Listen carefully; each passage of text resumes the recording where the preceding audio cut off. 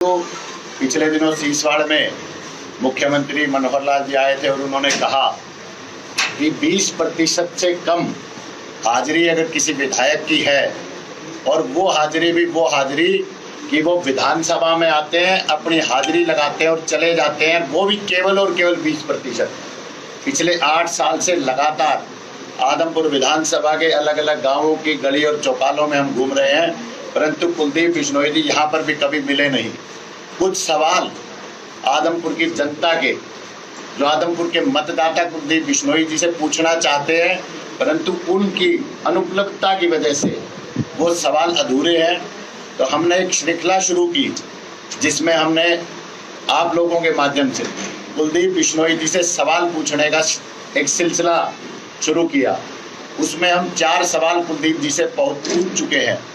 मैं आपके माध्यम से एक बार फिर वो चारों सवाल दोबारा दोहराना चाहूँगा। पहला सवाल हमने पूछा था आदमपुर की जनता के बिहाफ पे कि आदमपुर से आप लोकसभा में या इस क्षेत्र का प्रतिनिधित्व करते रहे, उस समय कितना एमपी लैड फंड आपको एलोकेट हुआ, कितना फंड आपने आदमपुर विधानसभा क्षेत्र में खर्च किया, कितना बाकी के 8 हलकों में खर्च किया और कितना एमपी लैड फंड जो आदमपुर और आसपास के इलाकों में विकास पर खर्च होना था वो वापस चला गया, उसका ब्यौरा दे कुलदीप जी। दूसरा, कुलदीप जी कहते हैं कि भव्य जी बहुत शिक्षित हैं और उनकी शिक्षा का लाभ आदमपुर विधानसभा को मिलेगा।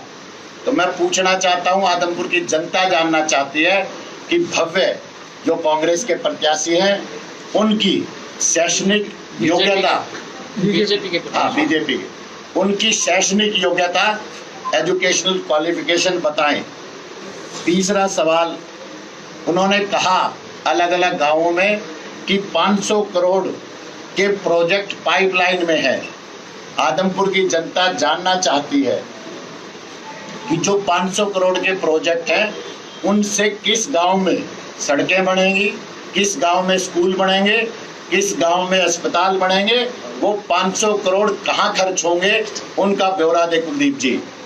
चौथा सवाल, उन्होंने कहा कि मैं 300 करोड़ से ज़्यादा का विकास कार्य विपक्ष में रहते हुए करवा चुका हूं। कुलदीप जी, आदमपुर विधानसभा की जनता जानना चाहती है वो 300 करोड़ रुपए आपने कहां खर्च किए, उनका ब्यौरा देने का काम करें। क्योंकि अगर आज हम हालत देखें आदमपुर की, आप समय कहते हैं कि 26 साल से वनवास भुगत रहा है, अगर इतने करोड़ों के काम हुए तो वो कहाँ हुए, बताने की कृपा करें कुलदीप जी। आज का जो सवाल था इसी कड़ी में, वो सवाल था कि कुलदीप जी ने कहा कि आने वाले समय में 900 करोड़ रुपए के विकास कार्य हम आने वाले समय में करवाएंगे। ब्यौरा दे कुलदीप जी, आदमपुर की जनता जानना चाहती है कि उनके गांवों के काम क्या उस 900 करोड़ रुपए में शामिल है, या ये भी केवल और केवल जिस तरह की चुनावी बातें आप करते रहे हैं उसी तरह की ये बातें हैं। भरोसा नहीं, दिलासा है केवल।